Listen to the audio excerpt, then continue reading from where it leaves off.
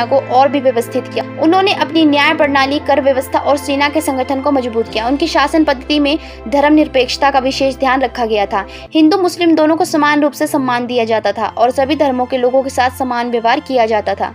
शिवाजी महाराज के अंतिम वर्षों में उन्हें पारिवारिक संकटों का भी सामना करना पड़ा। उनके बड़े पुत्र संभाजी महाराज, जिन्हें राज्य का उत्तराधिकारी माना जा रहा था, के साथ उनके संबंध तनावपूर्ण हो गए थे। संभाजी ने कुछ समय के लिए मराठा दरबार से दूरी बना ली थी, लेकिन बाद में वे वापस लौटे और शिवाजी ने उन्हें माफ कर दिया।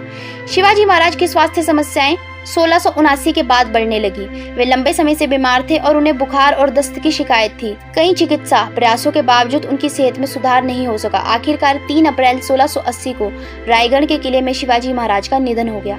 उनकी मृत्यु के साथ ही मराठा साम्राज्य को एक बड़ा झटका लगा, लेकिन उनके पुत्र संभाजी महाराज ने उनके संघर्ष और स्वराज्य के आदर्शों को आगे बढ़ाया। शिवाजी महाराज का निधन मराठा साम्राज्य के लिए एक बड़ी क्षति थी, लेकिन उनकी विरासत जीवित रही। उन्होंने मराठा साम्राज्य को न केवल एक राजनीतिक शक्ति के रूप में स्थापित किया, बल्कि एक सशक्त और संगठित राज्य का आदर्श भी प्रस्तुत किया। उनकी मृत्यु के बाद भी मराठा साम्राज्य कई दशकों तक औरंगजेब और मुगलों के खिलाफ डटा रहा। शिवाजी महाराज के साहस, उनकी न्यायप्रियता और स्वराज्य के आदर्शों ने उन्हें भारत के महानतम शासकों में से एक बना दिया। उनकी नीतियों और